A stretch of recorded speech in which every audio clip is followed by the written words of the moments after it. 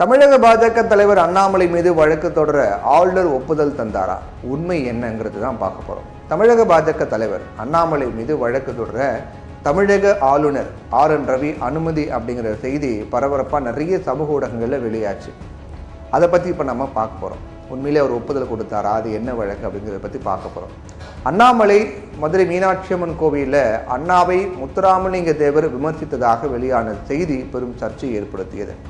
அண்ணாமலை சர்ச்சைக்கு இடமில்லாமல் பேசினாலோ அல்லது செய்தியாளர்களை உங்களுக்கெல்லாம் என்ன தெரியும், உங்களை ஆட்டுவிப்பது யார் என்றெல்லாம் பேசாமல் இருந்தாலும் தான் அது ஆச்சரியம் அப்படின்னு மூத்த பத்திரிகையாளர்களே சொல்கிறாங்க. இந்த நிலையில தான் அண்ணாமலை சர்ச்சைக்குரிய பேசியதாக ஒரு வழக்கு தொடரப்பட்டிருக்கு.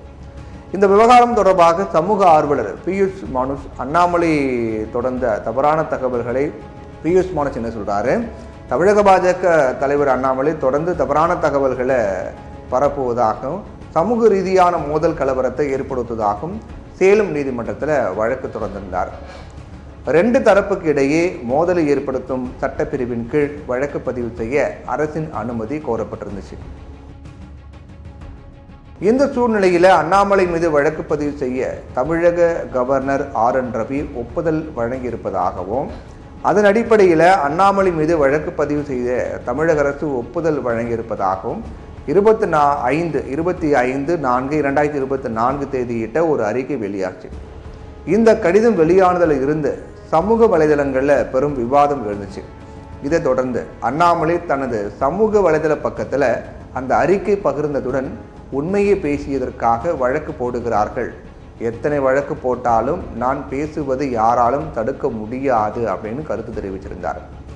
அதில் தமிழக ஆளுநரால் தமிழக பாஜக மாநில தலைவர் அண்ணாமலை மீது கிரிமினல் வழக்கு பதிவு செய்ய அனுமதி அளித்துள்ளதாக ஊடகங்களில் பரவி வரக்கூடிய செய்தி குறித்து தமிழக ஆளுநர் மாளிகைக்கு கடந்த 2 நாட்களாக பொதுமக்களிடமிருந்து பரபரப்பு கேள்விகளாக எழுப்பப்பட்டு வருது. அண்ணாமலைக்கு எதிரான கிரிமினல் வழக்கு குறித்து தமிழக கவர்னர் மாளிகை எந்த ஒரு தகவலும் கொடுத்திருக்கல, அறிந்திருக்கல, அதை பற்றி எந்த ஒரு தகவலும் அறிந்திருக்கல. அது மட்டும் இல்லாமல் அது தொடர்பான அனுமதி உத்தரவு எதுவும் பிறப்பிக்கவில்லை அப்படின்னு கூறப்பட்டிருந்தது. அண்ணாமலை மேலே சேலம் நீதிமன்றத்தில் வழக்கு தொடரப்பட்டது. அதில் 2 சமூகங்களுக்கு இடையே மோதலை ஏற்படுத்தும் சட்டத்தின் கீழ் வழக்கு பதிவு செய்யப்பட்டிருந்ததால் அந்த விவகாரம் அரசின் ஒப்புதலுக்கு வந்துச்சு. அதை விசாரிக்கப்பட்டு இந்திய தண்டனை சட்டம் 196 படி 153A 153B2 505 1B and C 505(3) இந்த செக்ஷன் கீழ் வழக்கு பதிவு செய்ய ஒப்புதல் வழங்கப்பட்டது. இது எல்லாமே இயல்பாக எல்லாருக்குமே கடைபிடிக்கப்படக்கூடிய நடைமுறை வழக்கம்தான். அரசு ஒரு ஆணை வழங்கும் போது ஆளுநரின் ஆணையின்படி என்று இருக்கும். அதை பார்த்ததுமே ஆளுநர் அண்ணாமலையின் மீது ஒப்புதல் வழங்க உத்தரவு பிறப்பித்திருக்கிறார் அப்படின்னு சமூக வலைதளங்களில் கிளப்பி விட்டாங்க. டெல்லியில் இருந்தும் ஆளுநர் அலுவலகத்துக்கு அழைப்பு வந்திருக்கிறது. உடனே இந்த விவகாரம் தொடர்பாக விளக்கம் கொடுத்திருக்காங்க.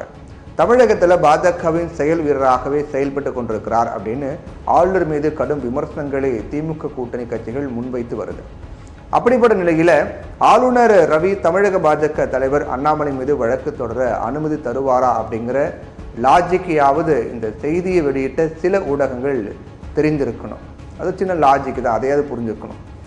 அதோடு மட்டும் இல்லாமல் அண்ணாமலை அமைச்சர், மத்திய அமைச்சர் போன்ற உயர் பதவி வகிப்பவரும் கிடையாது. அவர் தமிழக பாஜக என்னும் அரசியல் கட்சியினுடைய தலைவர் தான் அண்ணாமலை. அதனால் ஒரு சாதாரண ஒரு கட்சியினுடைய தலைவர், ஒரு சாதாரண குடிமகனுக்குரிய சட்ட நடைமுறை தான் அவருக்கும் அப்படிங்கிறத எல்லாரும் புரிஞ்சுக்கணும். அப்படிங்கிறதுக்காகவே இந்த பதிவை வெளியிடுறோம்.